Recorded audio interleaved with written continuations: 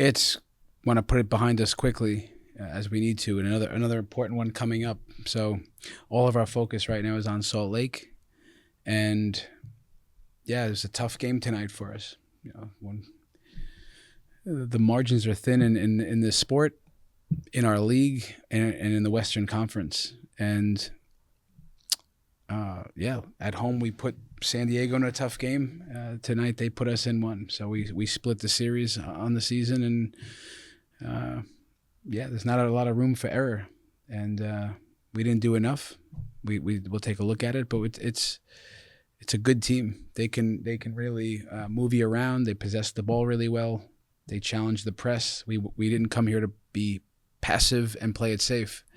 We took risk in the high press just the way we did at home, even out of a mid block, and they were pretty good on the night, San Diego. So give them credit, and we move on. So Saturday's our focus. All of our energy now is spent on recovery and big match for our players, our club, and our fans.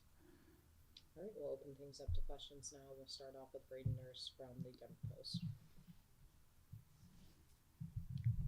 Hey Chris, thanks for the time. Good to see you again. Just you mentioned all the focus is on Salt Lake now. 6 changes in the starting lineup from San Jose. Is that just more about saving legs for the Rocky Mountain Cup or something else for you? No, it had nothing to do with the Rocky Mountain Cup. We have a roster that's deep. We have players that are performing all year long, and it's time in a 3-game week to give guys opportunities. Sam Vines, Keegan Rosenberry, starters from last year. Connor Ronan, the same. Wayne Fredericks, a guy coming through. We made a big move to get Ian Murphy, right? If I don't play guys like this on nights like this, they might never play, right? So this was about putting a team out there that would and could win the game and put our best foot forward. And we said we'd worry about Salt Lake after, and now's the time to do that. But it was not about saving legs tonight. Rafa Navarro would have started if he was here. Mihalovic started, played 90 minutes. So Cole Bassett, not about Salt Lake tonight. All right, go now to Matt Pollard from Burgundy Wave.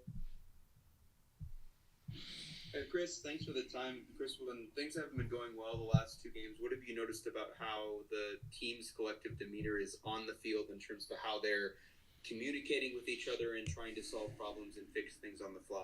Thank you. Yeah, Matt, it's a good question, man. Like, I'm tuned into how the emotion of the team in this very moment during the game, and they're talking, they're digging deep, they're sticking together to the very last play. They fought hard. Some adjustments at halftime. And I think we pushed and disrupted more in the second half against, again, a team that's the best possession team in the league. So I can see that they're digging deep, and most importantly, they're sticking together. And listen, there's more guys talking these days, leadership. There's more guys taking it over on the inside. That's happening, which is a good sign. And like I told them, like every team will go through spells like this in every sport, almost in every year. And how long we stay in this moment is only a question of us, how much we stick together, and that the boys do take it over on the inside. And there's been a lot of that talk during the game and even right after the game, a lot of realness within my team. So yeah, it's encouraging, and we're going to come out of this. We're going to come out of this for sure with this group. We'll go now to Spencer Baldwin, Burgundy Wave. Hey Chris, Spencer Baldwin, Burgundy Wave. Thank you for your time. You mentioned Rafa Navarro's absence. How much did the team miss Navarro tonight, and will he be available for RSL? Well, will he be available for RSLs? It's a question still. He's if he could have played at 80%, 70% tonight, he would have, but so that's a day-to-day. How much do we miss him? He's our striker, he's our DP, he's a heart and soul guy of our team. So anytime you don't have him, you miss all that he brings. So hopefully we have him back Saturday. Go back to Braden. Yeah, Coach, you mentioned Keegan tonight was his first start in over a month. Just what did you look for him tonight from a defensive standpoint, and is there a reason for his kind of diminished, his lack of consistent minutes? I guess recently, and yeah, just what did you think of it tonight? Look, we have competition in so many spots, and Reggie Cannon, who as a club we went and added last year.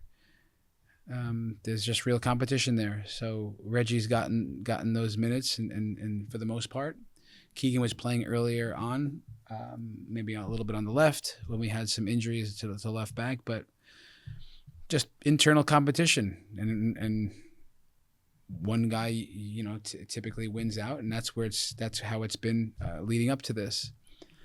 On the night, I think that you saw Keegan dug deep. He really pushed hard.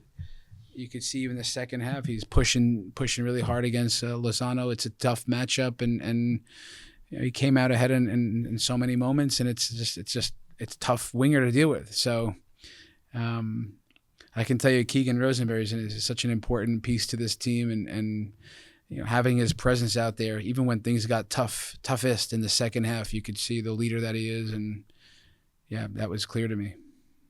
Back to Pollard. Chris, from an actual shots on goal standpoint, it was a little bit Georgie heavy tonight. Not necessarily a bad thing given what we've seen he's done this year and last year. What did you like about the patterns of play leading to Georgie getting opportunities? What did you want to see more of overall as a team offense? Yeah, look, we thought this. We knew where the spaces would be. With the way that San Diego builds their pressure, it's the wide areas. We knew our fullbacks would get on the ball. So after that, it's then challenging them behind in some moments, which we did with Kevin. It's about trying to find Cole and Georgie in the pockets. We would like more of all of that. So they're also a team, and you can see in this building they put pressure on you. They close the space pretty quickly, and they make that hard. So. Yeah, listen, I think we had more joy in the second half in these moments and in these ways, but we need to create more. We need to move the ball through the lines more. We have to be sharper with the ball, and so much of what we do, we try to find Georgie. So we got to continue doing that, but with space is typically with our fullbacks, so we got to, we'll just be sharper in all ways. And Georgie, he's going to be a guy that, like we do with so many opposition, he's a key player. They do a lot to try to take space away from him. So he'll continue to work to find spaces, and we'll try to get him into those spots and try to find him more.